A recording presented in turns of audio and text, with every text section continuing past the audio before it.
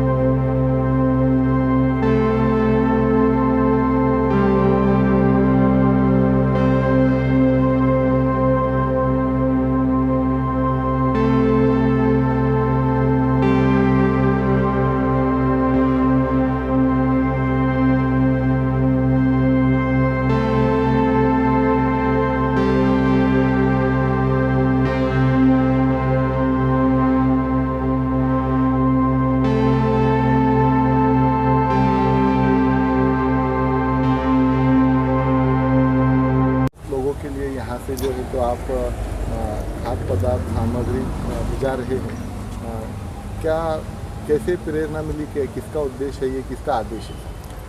नहीं, आदेश किसका नहीं है, बट एक बात ज़रूर है कि जब भी ऐसा कोई वाक़या होता है तो अपन एक मानवता के दृष्टिकोण से अपन ने लोगों को मदद करना चाहिए।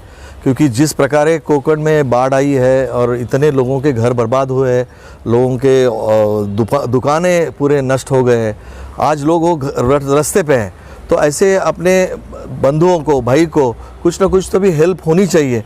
तो श्रीवर्धन फाउंडेशन ये ऐसा फाउंडेशन है कि पिछले 5 साल से हम काम कर रहे हैं। आपको मालूम होगा कि अभी कोरोना के पहले दौर में हमने काफ़ी लगभग हज़ारों फूड किट्स हमने डिस्ट्रीब्यूट किए थे, किराना किट भी हमने डिस्ट्रीब्यूट किए थे। और शेतकरी जो बांधव हैं उनके बांध पे जाके हमने उनको बियाने और खत, ये तीनों हम उनको वहाँ जाके देने का हमने कार्यक्रम किया था। और उस माध्यम से हम लोग बैठे थे 3 दिन पहले और हम सोचा कि कुछ करना चाहिए। और हमारे जो नेता है देवेंद्र जी फडणवीस साहब, उन्होंने सबको आह्वान किया था कि सब लोगों ने इस कार्य में भाग लेना चाहिए, लोगों को मदद करनी चाहिए, उनको सहकार्य करना चाहिए। वो दृष्टिकोण से हमने ये आज एक ट्रक जा रहा है, एक ट्रक में लगभग सभी चीज़ें हमने रखी है जो आम आदमी को रोज़ाना ज़िंदगी में लगती है।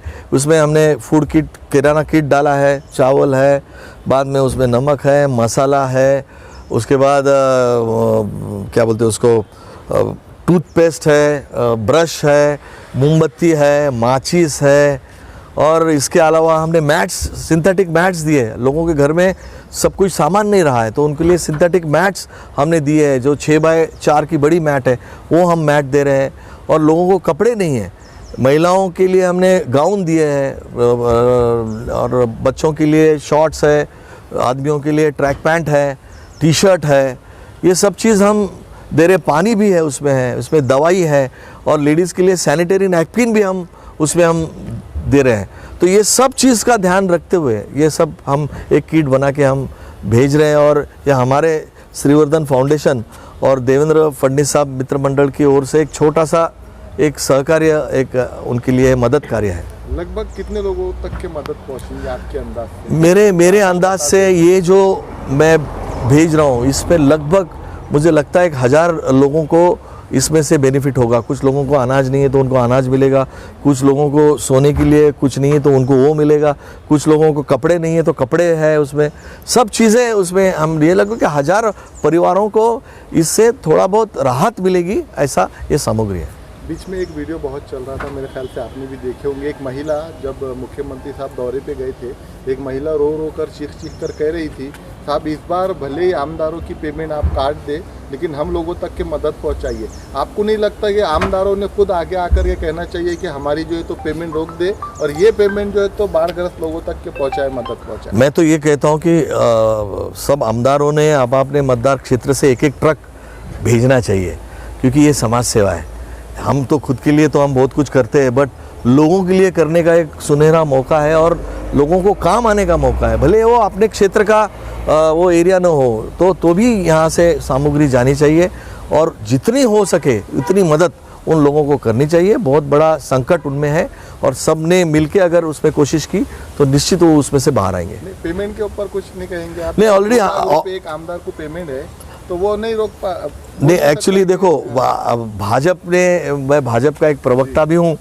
भाजपा के आमदारों ने ये घोषित किया है कि उनके 1 महीने का जो वेतन है वो हम ये राहत फंड के लिए हम देंगे। और आपको मैं बोलना चाहता हूँ कि लगभग 25 ट्रक महाराष्ट्र से पहुँच रही है बीजेपी की ओर से महाड़ को और कोकण को। कल लगभग 13 ट्रक पहुँचने वाली है महाड़ में सवेरे 10 बजे। तो वहाँ से पूरा महाड़ से पूरा कोकण एरिया में वो डिस्ट्रीब्यूट करेंगे। जैसे जैसे उनकी रिक्वायरमेंट है वैसा वैसा उनको साहित्य वहाँ पहुँचाया जाएगा।